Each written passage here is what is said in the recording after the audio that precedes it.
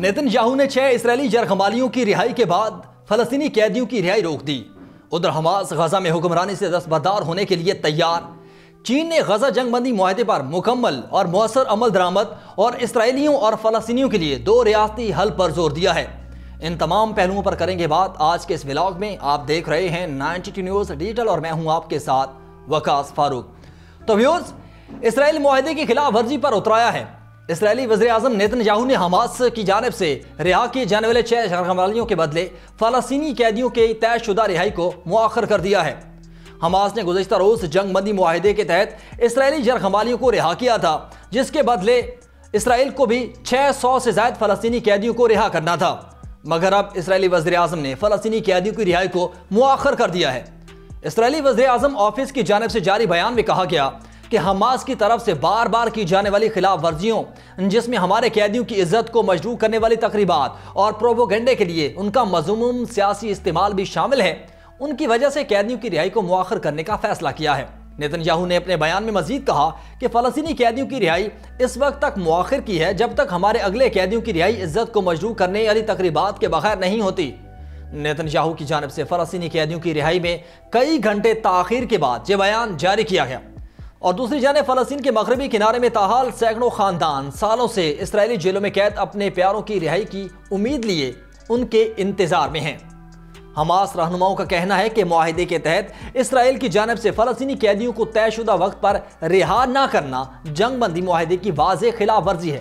رہا ہونے والے 6 اسرائیلی جرخمالیوں کے نام بھی جاری کر دیے گئے، جن میں 27 سالہ ایلیا کوہن، 22 سالہ عمر شیمتوف، 23 سالہ عمر وینکروف، 40 سالہ تل شوہم ایوریو اور حشام السید شامل ہیں۔ دوسری جانب حماس کی جانب سے حیرت انگیز فلسطینی مزاحمتی تنظیم حماس کا بیان سامنے آیا۔ ان کے سینئر عہدیدار باسم نعیم کا کہنا ہے کہ حماس غزہ میں حکمرانی کے کردار سے دستبردار ہونے کے لیے تیار ہیں، جبکہ سینئر رکن حماس سیاسی بیورو باسم نعیم نے کہا کہ غزہ جنگ بندی کے دوسرے مرحلے کے لیے مذاکرات پہلے مرحلے کے 16ویں روز شروع ہونے تھے، لیکن بدقسمتی سے نیتن یاہو اور ان کی حکومت دوسرے مرحلے میں شامل ہونے سے انکار کر رہی ہے۔ باسم نعیم نے کہا کہ یقین ہے غزہ جنگ بندی معاہدے کو سبوتاژ کرنے، اسے کمزور کرنے اور جنگ میں واپس جانے پر آمادگی کا پیغام بھیجنے کے لیے ایک بار پھر اسرائیلی حکومت کی جانب سے گھناؤنا کھیل کھیلا جا رہا ہے، لیکن حماس معاہدے پر عمل درآمد کے لیے پرعزم ہے اور اس نے معاہدے کے تحت اپنی ذمہ داریوں کی پاسداری کی ہے، جبکہ مزاحمتی تنظیم نے پہلے مرحلے کے دوران اسرائیل کی جانب سے خلاف ورزیوں اور دوسرے مرحلے میں حصہ لینے سے انکار کا سامنا کیا۔ انہوں نے کہا کہ پہلے مرحلے میں کم از کم 100 سے زائد فلسطینیوں کو شہید کیا گیا۔ انسانی امداد کو غزہ میں داخل ہونے کی اجازت نہیں دی گئی۔ سینئر عہدیدار نے مزید کہا کہ ہم 7 اکتوبر 2023 سے بھی پہلے بھی کئی بار واضح کر چکے ہیں کہ غزہ پٹی میں حکمرانی فوری طور پر چھوڑنے کے لیے تیار ہیں اور کسی بھی فلسطینی اتحادی کی حکومت، ٹیکنوکریٹ حکومت یا کسی ایسے متبادل نظام حکومت کی اجازت دینے کے لیے تیار ہیں جس کا فیصلہ فلسطینیوں کے اتفاق رائے سے کیا جائے۔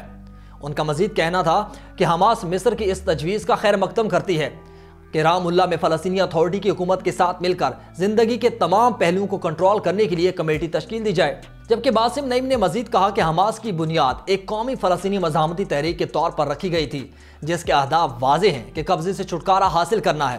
ادھر فلسطینیوں کے حقیقی اور قومی اہداف کا حصول اور حق خود ارادیت شامل ہیں۔ اسی تناظر میں چینی وزیر خارجہ کا بیان بھی سامنے آیا۔ چین نے غزہ جنگ بندی معاہدے پر مکمل اور مؤثر عمل درآمد اور اسرائیلیوں اور فلسطینیوں کے لیے 2 ریاستی حل پر زور دیا۔ چینی وزیر خارجہ وانگ جی نے مصری ہم منصب بدر عبداللطی سے ٹیلی فونک گفتگو کی اور کہا کہ بیجنگ فلسطینی عوام کی جبری نقل و مکانی کی مخالفت کرتا ہے اور جنگ بندی معاہدے پر مکمل اور مؤثر عمل درآمد کا خواہاں ہے۔ وانگ یی نے کہا کہ غزہ فلسطینی سرزمین کا اٹوٹ حصہ ہے اور اس کے مستقبل کا تعین بھی فلسطینی عوام کی مرضی کے مطابق ہونا چاہیے، جبکہ ڈونلڈ ٹرمپ نے اپنے بیان میں کہا کہ غزہ پر قبضے کا منصوبہ مسلط نہیں کروں گا، منصوبہ سازگار ہے لیکن اس کی سفارش نہیں کروں گا۔ انہوں نے مزید کہا کہ میں آپ کو بتاؤں گا اس منصوبے کا طریقہ کیا ہے، کیونکہ مجھے لگتا ہے کہ یہ وہ منصوبہ ہے جو واقعی کارآمد ہے اور امریکہ اس سائٹ کا مالک ہوگا۔ وہاں کوئی حماس نہیں ہوگی، وہاں صرف ترقی ہوگی۔ تو ویوز، فلسطینیوں کا مستقبل کیسا ہوگا یہ تو وقت ہی بتائے گا۔